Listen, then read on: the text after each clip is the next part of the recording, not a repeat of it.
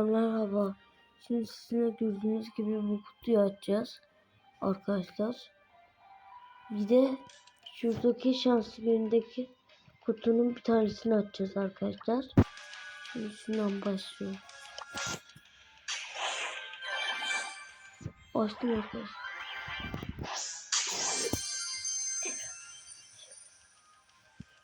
Bakıyorum.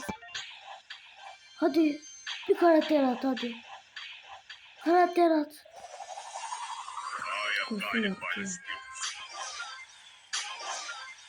Karakter at.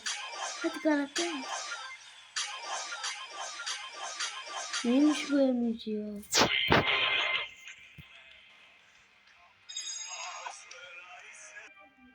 Arkadaşlar şimdi açmaya başladık.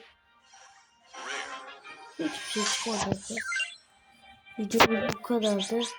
Görüşürüz.